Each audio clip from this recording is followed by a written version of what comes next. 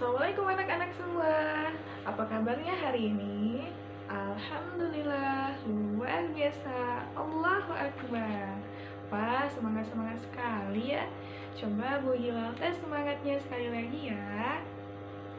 Good morning everybody, how are you? I'm fine. Good morning everybody, how are you?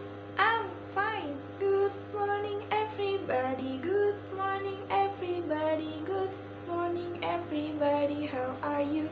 I'm fine.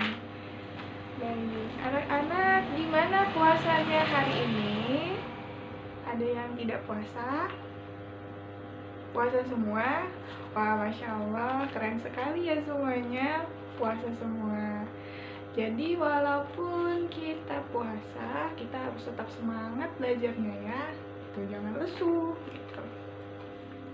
Baik, Bu Hila mau tanya, adakah yang ingat materi kita hari kemarin?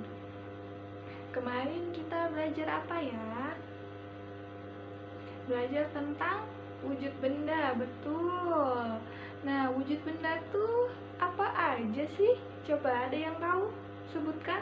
Yang pertama ada benda padat, kemudian ada benda cair, dan ada benda gas, betul. Nah, sebelum itu adalah wujud benda ya.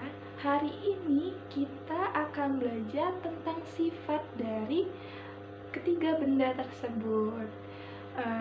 Kita akan mengenal wujud dan sifat benda sambil bernyanyi.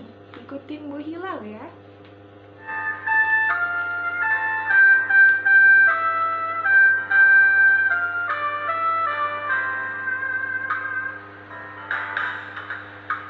Ada benda berwujud padat disebut benda padat. Sifat padat tak berubah bentuk, ukurannya pun tetap. Contohnya pensil, meja, buku, kulkas, lemari, dan tas. Jangan lupa itu semua ciri khas benda padat. Ada benda berwujud cair disebut benda cair. Sifat cair berubah-ubah sesuai dengan tempatnya. Ukurannya tetap tak berubah. Contoh minyak, sirup, dan susu. Jangan lupa itu semua ciri khas benda cair.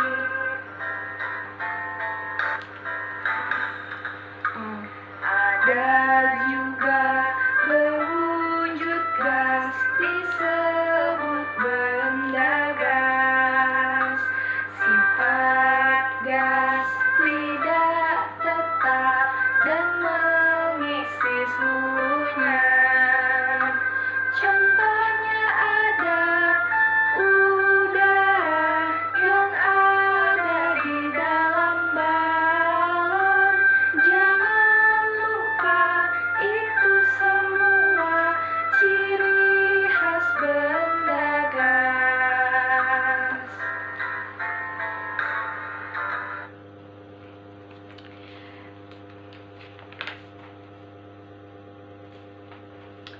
Wah, mantap ya. Sekarang anak-anak sudah tahu wujud dan sifat benda. Coba Bu Hilal mau tanya, kalau pena itu dia termasuk benda apa ya? Ada yang tahu? Benda padat, betul. Kalau air itu dia termasuk benda apa ya? Benda cair, betul. Nah, yang terakhir nih, Bu Hilal mau tanya, kalau ada di dalam balon, bentuk bendanya apa ya? Wujud bendanya apa ya? Coba sebutkan lagi. Ya betul, benda gas. Baik, selanjutnya Bu Hilal mau bertanya, sifat dari benda cair itu apa ya? Tadi kalau lagu yang kita nyanyikan, sifat benda cair itu berubah-ubah sesuai dengan wadahnya atau tempatnya. Nah, coba kita buktikan ya. Nah, di sini Bu Hilal punya segelas air, ya. Air termasuk benda apa tadi? Benda cair, betul. Nah, wadahnya adalah gelas. Nah, kita bisa lihat ya, airnya mengikuti bentuk gelasnya. Ya, memang airnya tidak sampai penuh, airnya hanya separuh. Nah, coba kita buktikan, kalau airnya kita pindahkan ke gelas yang ini, apakah nanti bentuk airnya berubah atau tetap seperti ini bentuknya? Coba kita buktikan ya.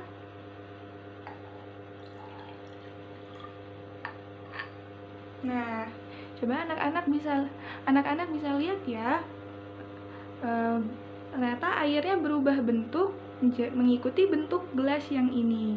Berarti betul bahwa benda cair itu berubah mengikuti dengan bentuk tempatnya. Baik, kalau sifat benda padat ada yang ingat tidak? Coba kita nyanyikan kembali lagunya ya.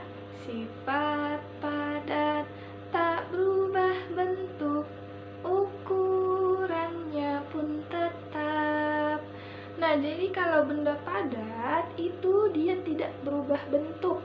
Kalau tadi benda cair, dia dipindahkan ke wadah yang lain, maka airnya, benda cairnya itu berubah mengikuti wadahnya. Tapi kalau benda padat, dia tidak berubah.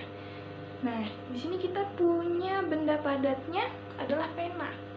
Kita buktikan ya, bahwa pena ini dia tidak berubah bentuk. Coba kita masukkan ke dalam gelas. Coba.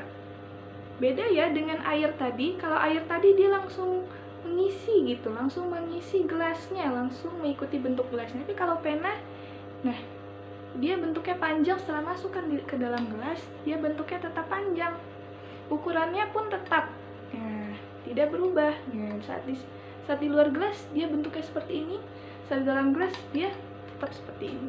Berarti benar ya bahwa benda padat tidak berubah bentuk dan ukurannya pun tetap. Baik, anak-anak tahu tidak apa saja yang termasuk benda gas? Contoh benda gas ada udara, kemudian juga ada asap. Jadi, anak-anak perhatikan, kalau benda gas ini dia agak sulit kita amati karena hanya beberapa saja yang bisa kita lihat gitu.